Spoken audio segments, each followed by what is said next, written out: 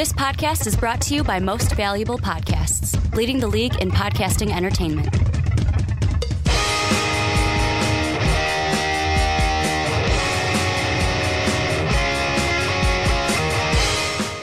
What's up, real MVPs, Ricky Widmer here, along with the Mark Weber. Dub them ease. And that is the right intro. That's how you get it done, Mark. I'm going to be honest, this was take two because I thought it was the Primetime Podcast for some reason, but we are here for the onside kick, giving you everything going on in the NFL. And Mark, today is a glorious day because what day is it, Mark? Another mock draft. It's another mock draft. And the one thing I am going to say, and I probably shouldn't say this, but I'm going to say it anyways, is me personally, I get that everyone's different. I'm a guy, I like offense, and I like offensive drafts. And this one reminds me of, I'm trying to think, Jadeveon Clowney's draft, where that one was like heavy on the defense and kind of a little bit on the quarterback. Not that many offensive guys. Going in, especially my first round. Well, it's just exciting weird. Offensive guys. I mean, we got a lot of offensive linemen. True. It's like, I mean, I was talking about this with Brandon yesterday because we talked about Bryce Love, and it's like the last few years, Leonard Fournette, Zeke, like running backs that are top 5 backs, and it's like this year, we don't even have a running back in the first round in some cases, but we're changing things up here a little bit for this mock draft. Usually we do them in 3 segments. We're only doing them in 2 for this one to try something different. We're going to do 16 picks to start. We got a head coach to talk about. We got a ton of head coaches to talk about, as we've only talked about a few of them. We're going to do 16 in the first one, then the 17 through 32 in the second one. Then in a third topic, we're going to look at the Denver Broncos, Vic Fangio. Can he get them back to the playoffs before ending the podcast with our picks for the last 2 games before we're down to numero uno and the Super Bowl in 2 weeks after this Sunday. Before we get into everything, make sure to check out Most Valuable Podcast on Patreon. Patreon.com/Most Valuable Podcast. That's how you support us.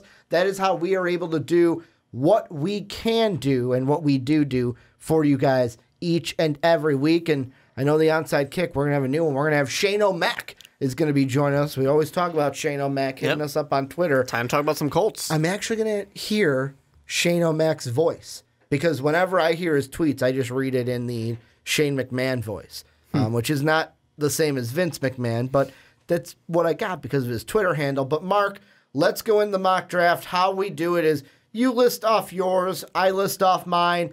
This one's going to have a little bit more because instead of 10, we're going to have 16. But take me through and take us through your top 16 for the NFL Draft 3.0. First thing that needs to be said is Shane McMahon is a name I haven't thought of or heard of and completely forgot that man existed. That dance for he does years. Coming out. So at number 1 with the Cardinals, obviously Nick Bosa, defensive end, The Ohio State University. 49ers going to go with Josh Allen, linebacker out of Kentucky. The Jets at number 3 going with Jonah Williams, the offensive tackle out of Alabama. Then we're going to have the Raiders going with Sean. I wanted to be Gary, but Sean Gray, defensive end, Michigan. Bucks at number 5 going with Clelin Ferrell, defensive end, Clemson. At 6 to the Giants, Dwayne Haskins, quarterback out of, once again, The Ohio State University. The Jaguars are going to go with Kyler Murray, the quarterback out of Oklahoma. He is now going to the draft. Then we got the Lions at 8 with Ed Oliver, a defensive lineman, maybe an outside linebacker. We'll see what happens from Houston. The Buffalo Bills going to Greg Little, tackle out of Ole Miss. Then we got the Broncos at 10 going to Greedy Williams, cornerback LSU, fell quite a bit somehow, some way. Then the Bengals at 11 going with Devin White, the linebacker out of LSU. We've got at 12 the Green Bay Packers going with Brian Burns, offensive line. I keep saying offensive when I see an O. Outside linebacker or defensive end, edge rusher, Florida State. The Dolphins at 13 going with Byron Murphy, cornerback out of Washington. At 14, the Falcons finally going to stop this fall with Quinnen Williams, defensive tackle, Alabama.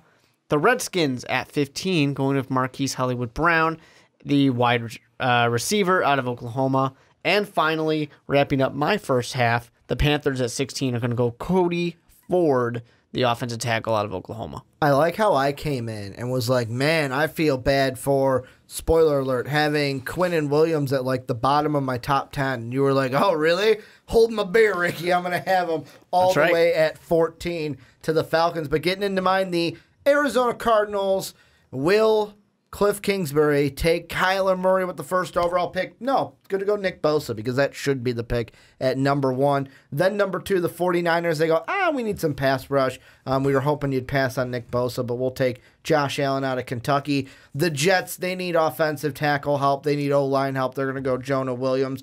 The Raiders could go anything. They'll go Greedy Williams, though, cornerback out of LSU. Then the Bucs, they will go Rashawn Gray? I keep screwing that up. Gary, I think, defensive end from Michigan. The Giants will then take our quarterback, Dwayne Haskins, the QB from the Ohio State University at number 6. Number 7, Greg Little, the offensive tackle from Ole Miss, will be a Jacksonville Jaguar. Then at 8, Clelin Ferrell, the defensive end from Clemson, will go to Matt Patricia and his Detroit Lions. Then at 9, Quinnen Williams, the defensive tackle from Alabama, goes to the Buffalo Bills. Number 10, the Denver Broncos, Vic Fangio comes in. He goes, I want a guy that some had as the 2nd overall pick very early in the process. I'll get Ed Oliver with the 10th pick in the draft out of Houston. Then the Bengals at 11, they're going to go Devin White, the linebacker from LSU. Packers at 12 go Marquise Hollywood Brown, the receiver out of Oklahoma. Dolphins, they've come out and said they're not going to go quarterback this draft. They're looking to next year, so they'll get a pass rusher in Jalen Ferguson, the defensive end out of Louisiana Tech. Then at 14, the Falcons go Dexter Lawrence, the defensive tackle from Clemson. Redskins at 15 go Devin Bush, linebacker from Michigan. And then rounding it all out at 16, the Panthers, taking the same guy you had them take, Cody Ford, the offensive tackle from Oklahoma. And the first thing I want to ask you, Mark, has to do with the first overall pick. There's 2 questions I have for this. The first one I'm going to ask you is the one I've had lined up since last week. Should the Cardinals trade the first overall pick? Because if you look at it, the last time we had a base value for this, because we haven't seen the first overall pick traded since 2016, think back to that draft. Tennessee had it at number 1. The Rams gave up. So Tennessee traded its first, 4th, and 6th rounders to LA. In return from LA, they got a first, 2 seconds, and a 3rd, plus a future first and a 3rd rounder in the following year's draft. Is that the route that the Arizona Cardinals should be thinking? Let's trade this for someone that wants Kyler Murray, wants Dwayne Haskins. Let's load up on picks to get some valuable players for us. If they could somehow get a trade going, then yeah, that'd be their best case scenario. Because here's the thing about the Cardinals. They're a team that has a lot of things they need to fix. They've got an aging team. And if you have Nick Bosa now, he could be dominant, but he's going to be at the end of that 5th year pretty soon before this team is really ready to do something to where it's like, well, so much for that cheap rookie. Now we're paying him a lot of money. So I think that trading down could be very useful. Get more picks. If you can get more to address more needs, that's obviously a great thing. The problem is I don't see anybody being interested in trading up to the first because the quarterbacks, either one of them, even though Kyler Murray is interesting, neither one of these quarterbacks are quarterbacks you trade up for. And I'm going to disagree. I think Dwayne Haskins is Kyler Murray. Like Kyler Murray has what I'm going to call the hype to. I think Dwayne Haskins has the potential to be the true guy that you would potentially go, yeah, let's trade up to get him because we don't want someone else to trade up to get him instead of us. I don't necessarily think so. I don't think he's going to be anything that amazing. But then there's also the other side, too, with the free agency market of we're going to have Nick Foles probably. We're going to have maybe Tyrod Taylor, but we're also going to have Joe Flacco that can be traded for. There are going to be options in the free agent market as well. So it's kind of interesting that some of these teams will be able to address that. And then you have a team like the Dolphins that are saying, no, we got Tannehill. A team like the Bucs that are saying, no, we've got Jameis. So other teams are kind of jumping out and saying, this isn't the year. We'll wait and see this year. And then next year, all right, we can pounce. Well, and the thing I find interesting is, first off, if you look at it, the Rams were 15th the year they traded up with the Titans for quite a big jump. The number 1 pick. But if you look at it, who's sitting at 15 this year? The Washington Redskins, a team that could trade up for a quarterback because their top 2 broke their leg. Like, both of them broke their legs this year. And you're right now, Mark Sanchez is your quarterback because there are some people that are like, oh, man, let's see if Nick Foles can come back next year. There are other people that are like, no, he's done. Like, his career Alex is Smith, over. you mean? Yeah, Alex Smith. Yeah. With the injury, the Theismann-like injury that he had this season, the thing I wonder is, for me, like, trading up, like, there's going to be trade talk during, like, leading up to the draft, especially as the rumor mill kind of circles for some of these players.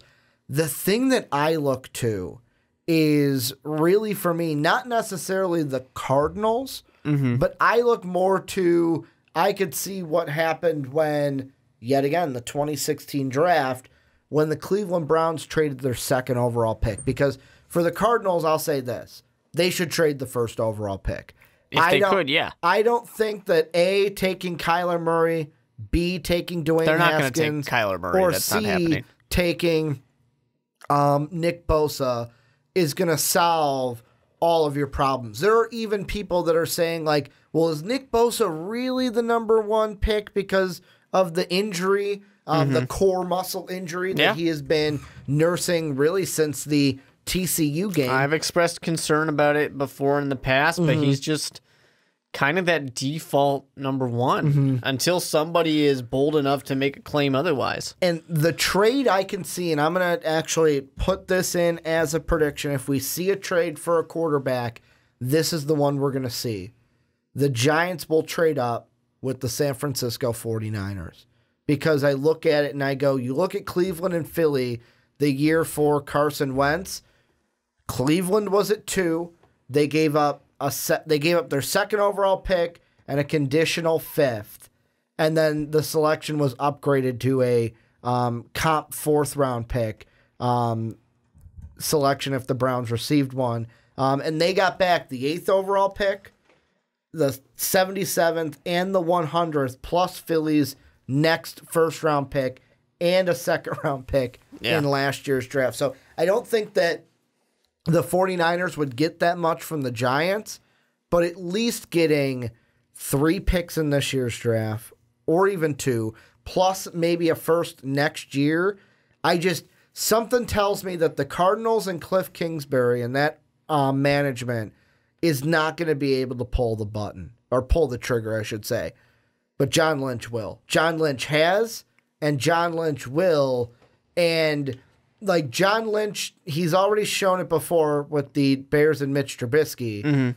I'm not saying the swindling the Bears, because Mitch played up this year, and really hindsight is 2020. But John Lynch is the guy where he'll get you to be like, hey, you want Mitch. Like, you want to trade up for him. And they're like, I think we give a lot of credit to John Lynch when really he did what any beginning GM's going to do, which is try and accumulate picks. Yeah.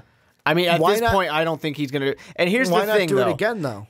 The Giants, the Jaguars, and essentially the Redskins, those are the 3 teams that need quarterbacks. Joe Flacco's going to one of these teams. Nick Foles is going to the other one.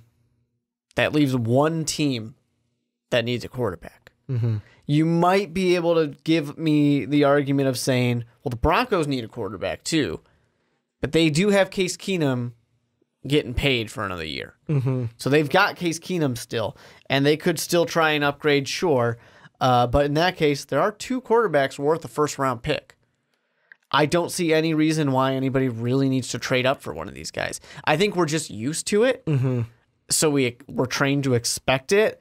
But I can see this being a year where people just sit and, hey, if the quarterback's there, we'll take him. Because even the Giants, they don't need a quarterback. They need one, but they don't need one. They're not desperate. They've got Eli Manning. He's there still. I mean, the thing is, though, it's funny with Eli, too, because last year, Giant fans had the pitchforks and the torches out and were ready to get rid of Eli. Well, the coach was bad. Now, under Pat Shurmur, it's like, oh, well, he's not that bad. It wasn't his fault. But we have Eli being what Eli always is, which is an inconsistent good quarterback. He's good. He's always going to be good, but he's also always going to be inconsistent. And how many of these quarterbacks, I know we've had this conversation before, but how many teams, look at the Giants. They're going to sit there and go, oh, well, we're at 6. You know what? We won't take a quarterback at 6. Let's see if Will Greer's there at 37. It's possible. Let's see if Daniel Jones is there at 37. Because they don't need somebody to start day one anyways. They could let someone be a Patrick Mahomes start next year. The thing that I think is if there's going to be a trade this year for a quarterback, it's not necessarily going to be like the Rams and Eagles where, oh my God, this guy is so good, we got to get him. Yeah. We have to get, where it was, I can't even remember, I think it was, correct me if I'm wrong, the Eagles traded with the Browns first, and then the Rams traded with the Titans, right? Or did I it honestly happen don't vice versa? remember. Because I thought it happened like that. Someone in the comment section will have to correct me, but it's not going to be like that. It's not going to be like, oh my God, we need oh, you got the second pick. Oh, we're going to get the first so we can have our choice between either of them. I think if anything, and this will be you say, oh, well, we like to give John Lynch so much credit. If he gets a deal done and makes a deal, I think this will be a deal where we go, you know what? Hats off to you because you were able to get one done. Because it's it's gonna take a depends what he gets for it. Exactly, but it's gonna take a GM this time to play to. And I know that it's the not 100% version, but you need a draft day move of come on, Mark, I've got so and so on the phone. Come on, clock's a ticking. It's gonna need that GM to try to play teams against each other that may need quarterbacks. I mean, Jacksonville's another one that, how antsy are they going to get, especially if they can't get a deal done for Joe Flacco or something? And somebody the Ravens aren't going to go out there with Joe Flacco again this year. Someone's getting Joe. And there's already been interest for him, and there's already a short list of places he might go. And Jacksonville's one of them. And someone's going to overpay Big Dick Nick. Of course. I mean, he's a Super Bowl MVP. But for me, when I look at these options here and whatever's playing out, obviously there's only 2 first-round quarterbacks, like I said. It's Dwayne Haskins and Kyler Murray. I do think someone's going to jump on Kyler Murray in the first round. I don't think it's going to be a number 1 over. I mean, I laugh at the Cardinals, Cliff Kingsbury saying number 1 overall. Yeah, I'm sure you would, but that's why the head coach doesn't pick the draft picks. That's why it's the GM that does it. The head coach shouldn't be trusted. But to me, I think that Kyler Murray is a more interesting pick, but he's just... There's so many unknowns with him. Whether you want to talk about, it's kind of short, or if you want to talk about the fact that he might play baseball, if you want to talk about the fact that he's really only potentially doing this whole NFL draft thing to leverage more money out of the A's, which is what he's been trying to do. But I still think at this point, I said it before, I would not take him in the first round if it was my choice. I wouldn't trust it, but I think he's going to go in the first round now. And that's why I told you I refuse to have him in a first-round mock unless I know 100% he's going to choose football over baseball. Because if I was a GM, I wouldn't invest that much into a pick where it's because some of these quarterback teams, look at it. Tampa Bay, we can get a defensive guy. Look at the Giants, we can get a defensive guy. Well, anybody can, yeah. Exactly. This draft is so heavy defensively to where it's we can bolster our defense and then worry about quarterback next year. That's why I think there's one team that really fits potentially a second team. But that's why I got him going to the Jaguars, because the Jaguars can do it. They can say, despite our record, we've got a good enough team. We can take a chance on this guy. And if he doesn't pan out, we look like idiots. But hey, it didn't really set us back that far. The Broncos arguably could do it as well, but I think they're in less shape to do it. See, the thing with the Jaguars to me is the thing that you do is if you take Kyler Murray and he doesn't play for you, well, you could have had an offensive tackle. You could have helped out Blake Bortles. You could have helped out whatever Blake quarterback Bortles isn't a quarterback. You could have helped out whatever quarterback you're gonna have behind center, but you went ahead and took that risk. And I know what you're saying. Like the draft is a risk. Hindsight's 20/20. Sometimes you've got to take those risks, but I can't wait until we get to the combine. And I hope that GMs stare Kyler Murray right in the face and go, "Where are you standing, big guy? I need to hear it out of your mouth. Yeah. Are you in this? Are you not?" Because like I told Brandon on the Primetime Podcast this week, as a GM, I would kind of feel like you're 1 foot in, 1 foot out. And if I'm drafting you to my team, like GMs, coaches, they like all-in guys. Are you all in for this team? Because if you're not, then we're not going to draft you. Yeah. My biggest fear, if I was a GM, is that I can't trust what he's telling me because he's been wishy-washy already. But the big thing, I'm convinced after the whole hey, A's, pay me $20 million or whatever it was, at $15 million or something like that. He's just doing this to leverage a bigger contract. Out of baseball. Yeah, he just wants a better contract. And he'll take it. If the NFL gives him more money, he'll take that. I think it's purely going to be who's offering me the best deal. All right, I'm going to you. Yeah, and I mean, that's one thing where if you're an NFL team, maybe then if you're the Cardinals, let's say you really like them and Cliff likes them and the He's not going to the Cardinals. You got to stop that. No. If let's say the GM, because the thing with the Cardinals too is I don't trust their management at all. Where I could see their management going, "Oh, Cliff, you like Kyler Murray? All right, let's take him at number one." Like, no, they just took a don't quarterback. do that. Exactly. Why are you doing that? Like you said, the teams that keep drafting quarterbacks always continue to draft quarterbacks. And I feel like it's going to be interesting to see how this plays out. I think he goes to baseball in the end. I think that the A's it's probably eventually pony up. And the one tweet I saw that was absolutely hilarious is someone tweeted, like, give me one good reason why Kyler Murray would skip the NFL for baseball. And someone quoted it and said, I don't know, be able to have good motor skills at the age of 45. And from baseball, not getting hit. Yeah. Baseball pays better. Maybe not having the potential chance of CT. I don't know. Right. There's always that. But the last two things I want to ask you, very kind of briefish. First one's the Buccaneers. Yep. Bruce Arians, I know we haven't done a deep dive on him with the Buccaneers. We will at some point. But the thing I want to ask you is it seems like Bruce Arians is going to be a guy that's all in on Jameis Winston. Is that going to be a mistake? Should they at 5, if Dwayne Haskins is there, which he is for both of us because we both have him going to the Giants, should the Bucs pull the trigger and say, bye, Jameis? Not necessarily, because I'm not convinced that either Dwayne Haskins or Kyler Murray are really better options than a Jameis Winston. The only difference is without the off-the-field issues. But I don't also think that Bruce Arians is all in on Jameis Winston. I think Bruce Arians is coming in and saying, you got a year, kid. Prove it. You got your contract year. Yeah, that's it.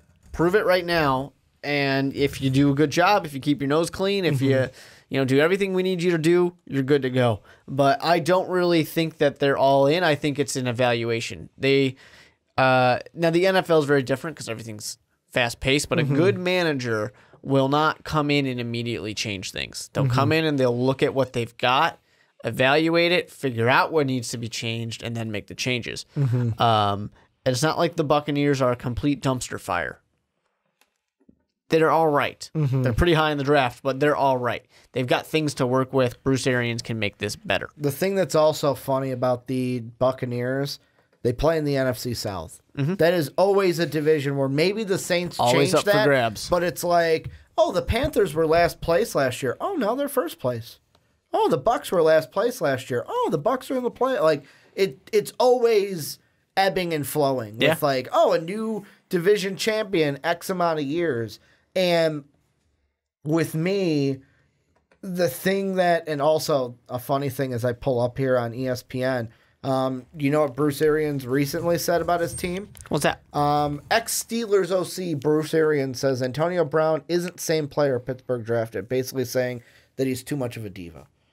There's too much miscommunication, too much diva. He's a wide receiver. Which I find funny because, yeah, he's a wide receiver. Yeah, of course but, he is. I mean, I find it interesting with the Buccaneers because with me, maybe it's because, A, I'm a Jameis Winston hater. I have been since the beginning, and it's probably not going to change. Number 2, I just don't have faith in Jameis Winston. I know there's so many people that are like, oh, look at what Bruce Arians did with this quarterback and that quarterback and how he fixed their accuracy issues and he made it better and he's going to do the same thing with Jameis. I don't see it because you know what Jameis is? Jameis is that quarterback that looks down the field and he sees an opening and he goes, it's like the meme where his brain goes, don't do it, don't do it, don't do it, don't do it, and he chucks it. Like that's what he does. His brain's Sometimes like, don't you do just it, gotta don't do unleash it, the don't do it, dragon. don't do it. Exactly, like Rex Grossman. The last quarterback to defeat Drew Brees in an NFC Championship game was Rex Grossman. But I mean, I just don't think that Bruce Arians is going to be able to fix Jameis Winston, and that would it hurt the Bucs to not draft a quarterback? No, because if they're the first overall pick next year, congratulations. You get Tua Tagovailoa, who everyone loves this year, and even we'll see what happens. Like even next year, there's people that are saying Jake Fromm's going to be better than the quarterbacks this year. Justin Herbert, who could have been in this draft, would have been like up until he decided to stay. Many people had him above Dwayne Haskins with the quarterback ranking. So I mean, there's 3 quarterbacks right there which could be better than what you'd get as the first quarterback overall in this draft class. And that's where Tampa Bay, where it's like, I get where you might want to take that quarterback because you don't believe in Jameis, but it's not going to hurt you if you don't. The last team I kind of want to mention, this is from the comment section, one of our last mock. We had a commenter ask to talk about this team, so I made a point, and I'm like, okay, well, give them their shine. What are you thinking about the Bengals? Like, because they're a team that I think could go anywhere. Yeah, I mean, they need everything. Linebackers, offensive linemen. They could use some people to throw the ball to, besides, especially with big injuries, obviously, destroyed this team when it comes to your quarterback, when it comes to A.J. Green. This defense has fallen apart. There's a lot of things going on. Basically, if it could possibly go wrong for the Cincinnati Bengals this year, It's gone wrong. It did. It did. And they were a team that looked really hot at the beginning, and then, like I said, everything fell apart. Andy Dalton's gone. A.J. Green's gone.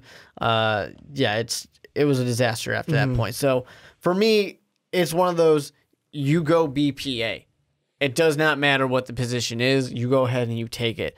I felt good about having them take Devin White, but really, I mean, probably because Quinnen Williams was still on the board, probably could have taken and should have taken Quinnen Williams. Yeah. Because he was still there and he's a better BPA pick. But it's just one of those, it really doesn't matter what they take. I think it does need to be on defense. Yeah. They have to do something defensively because they were one of the worst teams against the run, one of the worst teams against the pass.